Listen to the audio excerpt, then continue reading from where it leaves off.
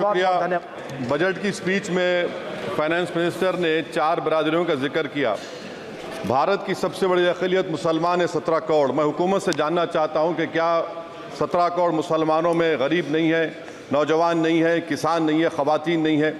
वतन अजीज़ में सबसे गरीब मुसलमान है, सबसे ज़्यादा नाखवानगी मुस्लिम ख़वातीन में। AIDS और PLFS का डेटा ये बताता है कि मुसलमानों में सबसे कम असासे हैं और कंजम्पशन लेवल दूसरे मजहबी ग्रुपों के बनिस्बत सबसे कम है।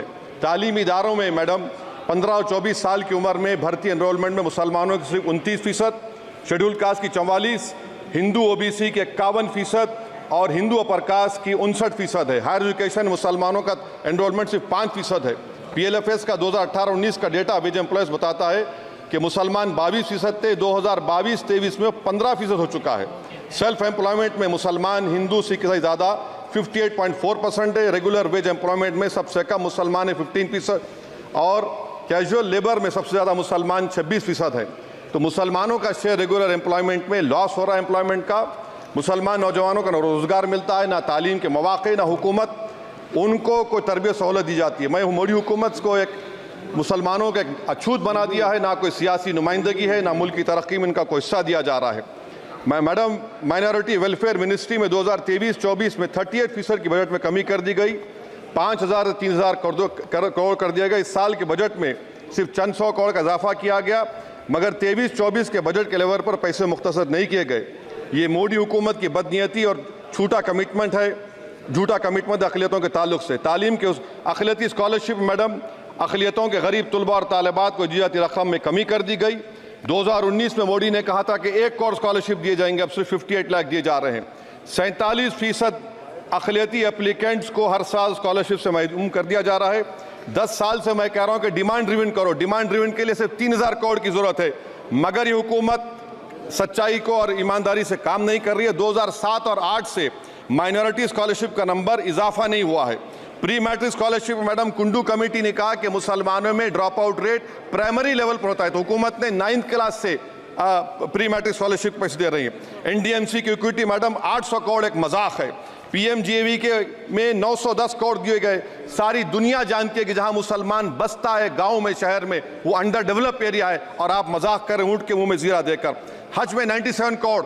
हज कमेटी एक रुश्वत का मरकज बन चुका है।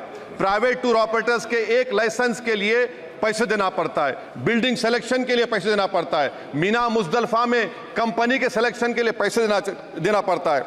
मैं हुकूमत से मुतालबा करता हूं कि ख़त्म किया जाए और CBI से इंक्वायरी करवाई जाए। मोदी हुकूमत को अक़लियतों बिल्कुल मुसलमानों से नफरत को ख़त्म करना पड़ेगा।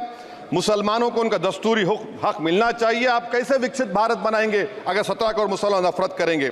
मैडम पूरी स्पीच में फाइनेंस मिनिस्टर के बच्चों का जिक्र नहीं है। आज हमारे देश में 66 लाख बच्चे रोज भूखे सोते हैं। 46 मिलियन बच्चे स्टंटेड हैं मेल न्यूट्रिशन की वजह से। 25 मिलियन बच्चे वेस्टेड हैं। मासूम बच्चों की यह बदकिस्मती और बदबख्ती है कि एक शख्स चाय बेचकर वजीर आजम बन गया। LTC long term capital gain tax madam was decreased from 20 to 12.5%. However, the indexation benefit has been removed and won't apply to any property purchased after 2001. This will be detrimental to the growth of real estate, limit household capital formation and impact employment generation in construction sector. This change in LTCG is a quasi-wealth tax on household, particularly the middle class.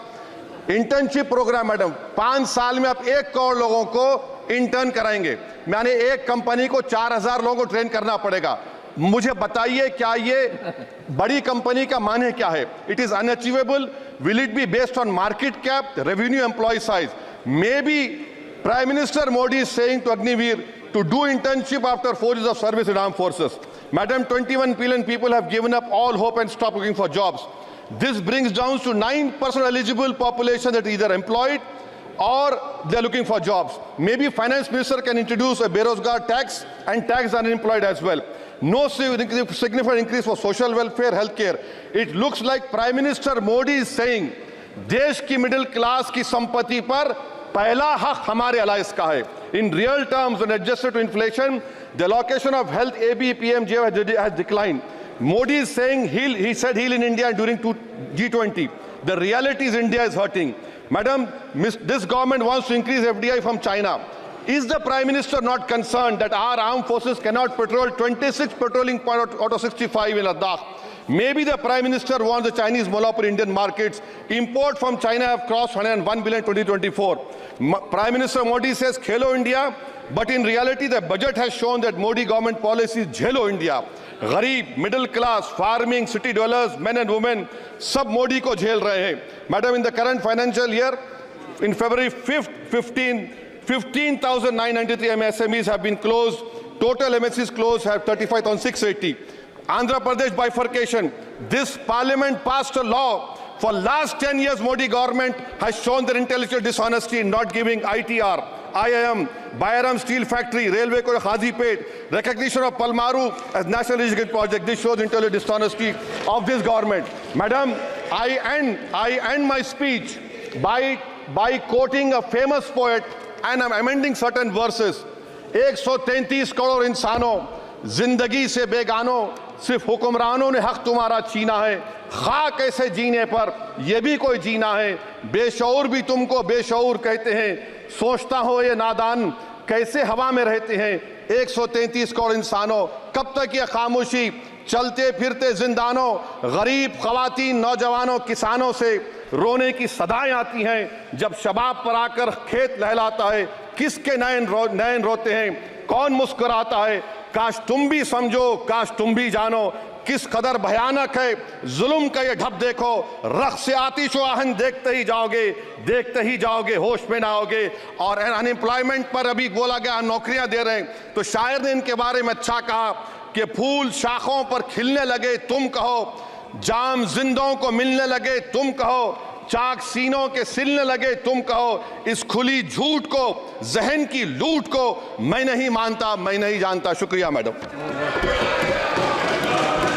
माननीय सदस्य Shri iPhone लेना हुआ अब आसान. Parvez mobile में सभी brand का mobile, fridge, washing machine, LED TV, battery, inverter EMI पर मिलता है. आधार कार्ड, पैन कार्ड या क्रेडिट कार्ड लेकर आएं और अपना मनचाहा सामान लेकर जाएं, वो भी आसान किस्तों में. Parvez electronics and mobile, Kadma, Chandni Chowk. 72 61 88 9 786.